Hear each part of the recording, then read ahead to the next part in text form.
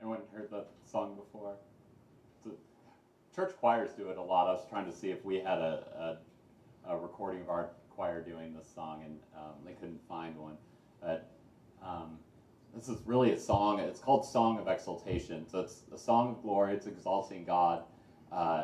Anyone catch the whirlwind references in here? There are a couple direct quotes from Job 38. It's all in the first stanza, isn't it? Yeah. Yes. Yeah. Yeah. So it's kind of beautiful. It's using the whirlwind language to show God's providential care over creation, which is a very interpretive move, especially if you're one who takes the gloom stance of the whirlwind. To see someone take words from the whirlwind and use them to show God's care of creation, God being glorified through His work in creation. It's just a very distinctive way that you can use. I'm getting some.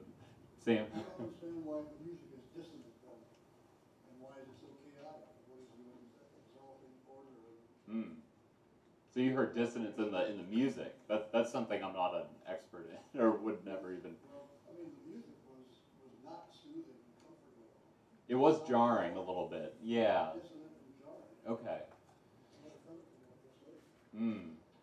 Yeah, that would be an interesting one, and we probably have some people who can do it. It might be an entire class we'd have to devote and not put anybody on the spot.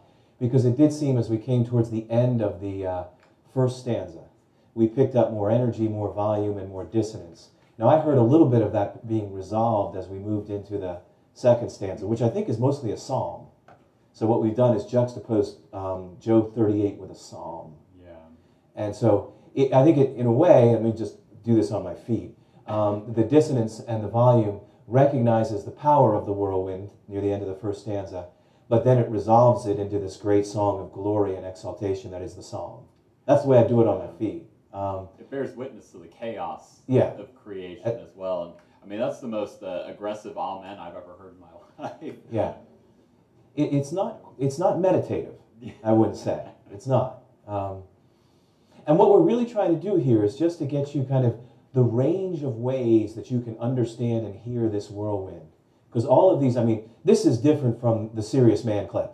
Oh, yeah. Even though both acknowledge chaos to some degree. And different again from the reading we started with, which was almost intimate in its meditative tone with Job as God speaking to him. Yeah. Sure.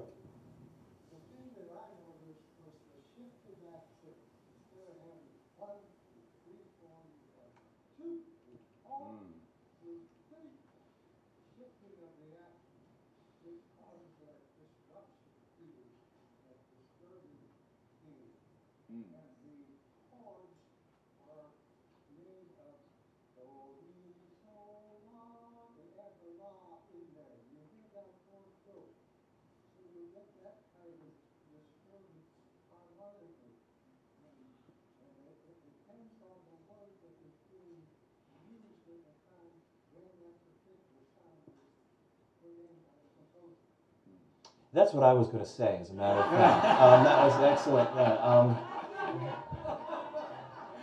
I think that's excellent. No, that's precisely the kind of musical analysis that I was thinking somebody might be able to give us. And that's very nice. And I didn't follow much of it, but it sounded very convincing.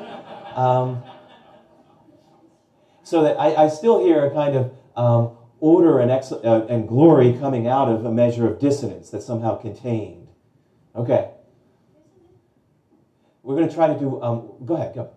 Isn't it very much like as we think about fearing the Lord, that there's that same kind of balance, the fear literally of terror of His power, of His omnipotence, but also the fear as in the worshipful Awe, aspect, wonder, awe, yes. too.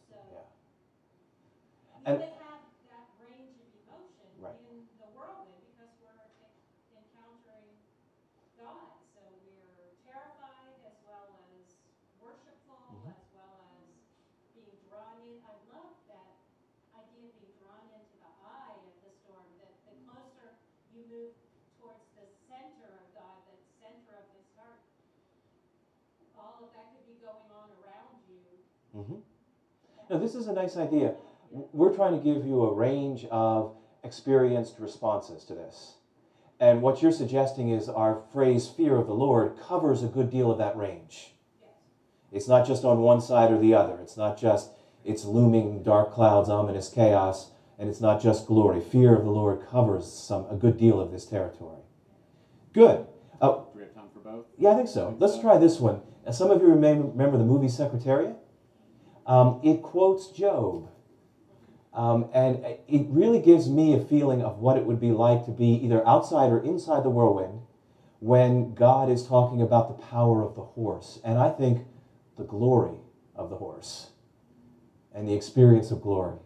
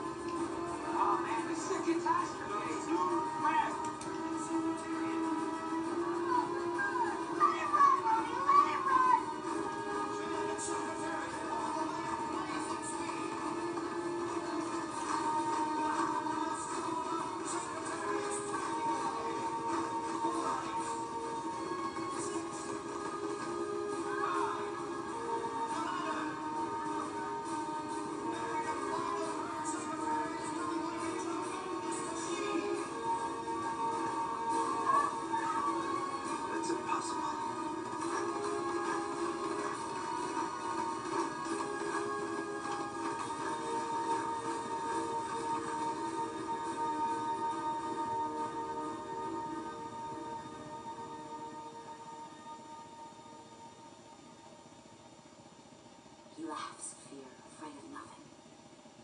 He does not shy away from the sword. He cannot stand still when the trumpet sounds.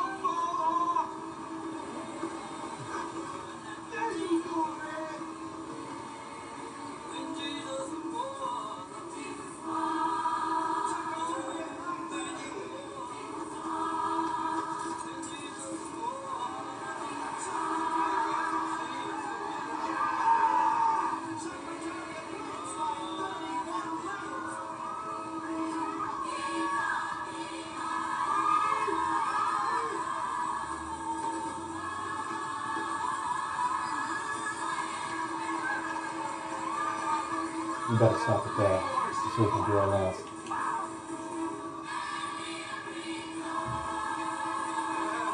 Most of you know the story.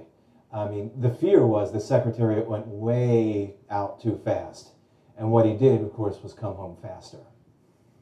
And no horse has ever run the Belmont in a time that's even approaching that. But as he came down the back stretch, they cut the sound, and they did the quote from Job 38. You know, he laughs at those who would stop him, and he snorts at the sound of the trumpet. And then they brought up the gospel, which was the African-American trainer's way of training him. And there's a lot of glory in that scene. There really is, and a nice way of quoting Job to give us the glory side of this and what Job might have seen. We're going to do one more, if we have time, because we want you to get inside of this, and we're going to change tone again. Remember, we're going all across the spectrum. A film called American Beauty. And there's a scene in this where a young man has taken video, of a paper bag dancing in